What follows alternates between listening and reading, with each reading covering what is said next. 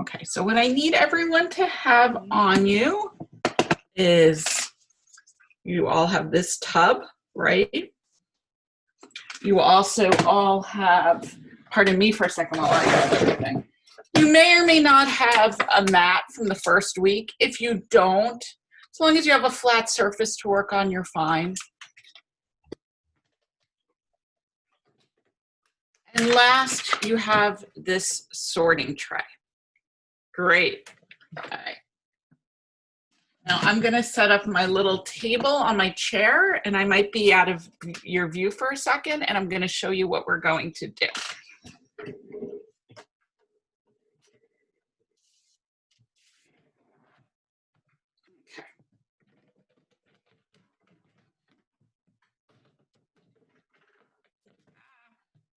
I'm having some technical difficulties. Okay. Oh, this one's perfect. All right. So this is my table. This is my mat. And then I have this tub. Did anyone take a peek in there? Inside, you have all sorts of beautiful, beautiful tiles. If you want, you can pour it all out. The other thing you have is a great sorting tray. So, take some time and look at what you have. Look at your different tiles.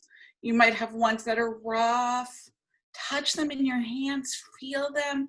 Take some time to really study them. Some are translucent, some are very dark, some are kind of light, some are rough, some are smooth. You might choose to organize them by color, or maybe by size, by texture. You don't have to organize them at all. And then on your mat, you can make stuff with your tiles.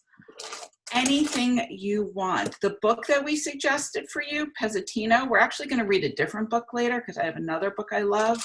But Pezzatino, in that book, they make all kinds of animals, all out of little squares like what you have. You can try to make a giraffe, an elephant. I'm inspired to make an elephant because I'm seeing a lot of blue. Another thing I love making are flowers. Trying to figure out what my stem could be. So you can make animals, you can make things from nature, you can experiment with patterns. Oh, I'm gonna do that. I'm gonna go brown, black, brown, black, brown, black. You can still put things on top of each other. Penelope, do you have a question for me? Can we just start all of them? Yeah, you can start. If you want to start now while I'm talking, go for it. Okay, so we all kind of work and you work, but I'm just letting you know you're just your job to make stuff, to have fun. And the great thing about these, you can make something that you're really proud of, then you can start over and make something new. Okay. So just have fun and make stuff. I'll hang out with you for the next half hour and I'll hear about what you're working on. And then any questions or comments. And then at 11 o'clock, we'll read a book and talk about what types of things people made. Okay. I have two more minutes. So we only have 2 more minutes. Then we're going to end this meeting. But we're going to come back to another meeting at 11. We're going to read first, and then we're all going to get a chance to share again. For the book, Brian, I want everyone, if you can, to grab one of your tiles. Just maybe the prettiest one, the one you like the best. Hold in your hand while I read the book, okay? I'm going to read you a book about how one person started with one tile, and wait till you see what they create. Okay. Dream Something Big, The Story of the Watts Tower by Diane Hutz Aston, collages by Susan L. Ross. Story of the Watts Tower? The Watts Tower, and it's a true story. There's really a place called the Watts Tower that's made out of tiles. You'll learn about it in this book. But it's it's worth looking up after, maybe going on Google and seeing what you can find about the Watts Towers. I didn't know it then, but that single chip of tile was no longer trash. It was the first building block to a candy-covered castle. Yep, everyone has your one treasure. Uncle Sam was my neighbor. His name was Simon, but we never called him that. We lived in Watts, California, on 107th Street, where the aroma of tamales sizzled in the air, where the trucks of Japanese farmers rumbled to and from vegetable markets, where music and laughter rippled from diners and dancers at the Watts Tower. So we're going to see how one tile changes everything. No one really knew what to think about Uncle Sam, the man who talked to himself as he hunted through garbage heaps for things no one wanted, a rainbow of broken teapots,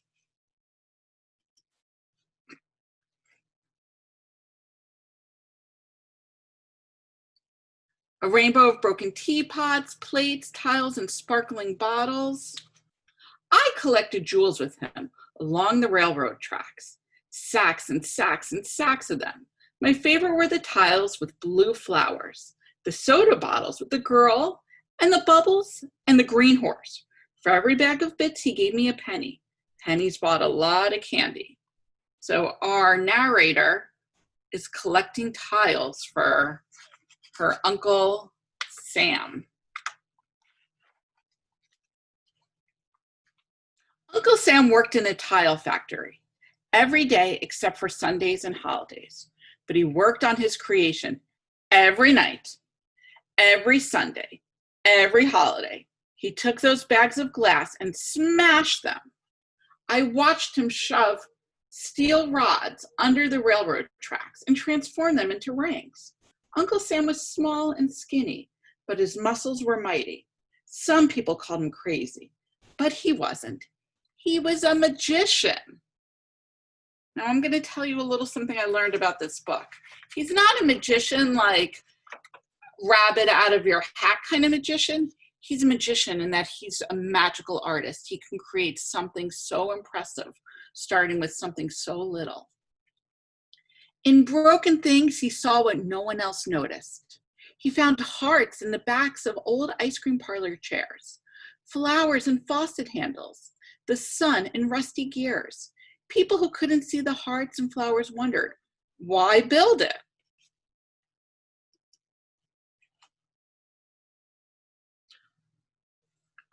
Why build it? I can't tell you, he said. Why a man make the pants? Why a man make the shoes? So people didn't understand why he was working so hard, but he was inspired. Uncle Sam talked to himself while he mixed a secret recipe for mortar. This much sand, this much cement, this much water. Cement as powdery as flour, sand as finely ground as sugar, water to bind them. He wrapped wire mesh around the poles, smoothed the cement around them, and carefully pressed a jigsaw of jewels into his batter of wet cement. Day after day, year after year, working on his something big. Without gloves, until his fingerprints were worn away.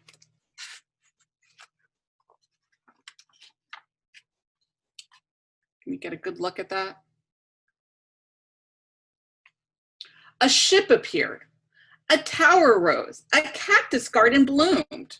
Remember, this is all out of tiles and broken glass, different mosaic material.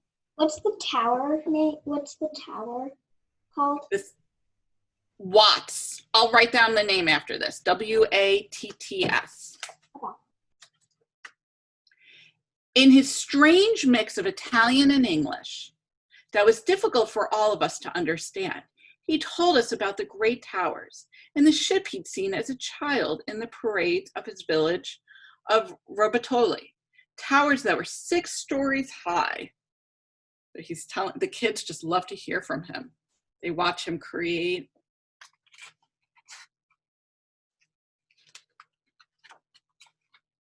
Uncle Sam worked long into the night, singing to himself, flirting from rung to rung like a firefly. Turn out the light, Uncle Sam. I'm working up here, Marguerite. Every day the trains pass by with tens of thousands of passengers a week. Going to and from Los Angeles, the towers were Uncle Sam's stage, the passengers his audience. Dust from the train swirled around him, but he didn't let it bother him. He was in the spotlight. So imagine that. People were taking the train, and every day it was like an art exhibit. Every day there was new stuff added to his towers. So you're riding on the train and you get to watch the towers getting built.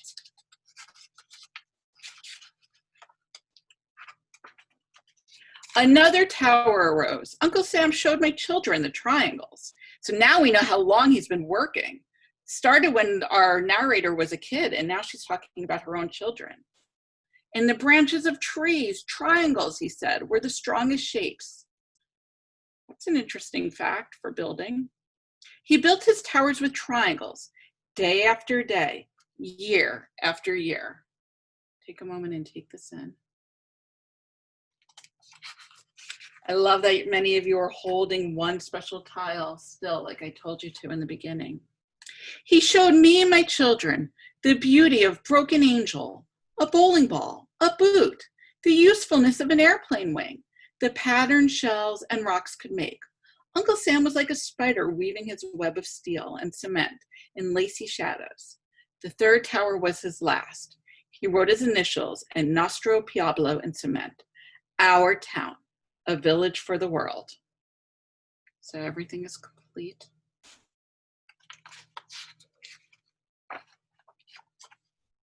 Not long after that, Uncle Sam suddenly put away his tools and jewels and stopped building. We were all surprised. I'm going to try to make sure you get to see. It's a good picture of what the towers look like. He put on a suit, pinned his life savings inside it, and gave the deed to his triangular lot with its ships and towers, fountain and gardens to a friend and walked away.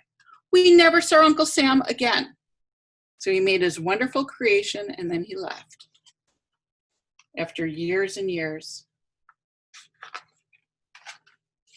But I remember him, my Uncle Sam, my neighbor for 34 years, the dreamer. So this whole town now of Watts has the beauty of the Watts Towers to see. People no longer call Sam Rodea foolish and crazy. They call him a man of genius who built a gigantic flower of folk art, a man with a heart full of gratitude to the country that invited him to dream without limits, the country that had given him the freedom to reach for the sky. Uncle Sam's Something Big is now a national landmark. So she remembers when people laughed at him and watched it build, but now it's something that people go and travel to see. It's a national landmark. And here's some pictures of the real thing. I know it's hard to see over the screen like this. I'm going to show you, okay? So here's some pictures of the Watts Towers. So they're called the Watts Towers, and they're made by Sam or Simon Rodin. I'm going to write the name Watts Towers in my, and I'm going to ask you to research it a little, okay? And you're going to see how somebody started with what you have in your hand, a simple tile, and they took that and they were able to create something that's now a national landmark. They used their imagination, they worked hard, they were creative, and they created something really incredible with something as small as with what you're starting with.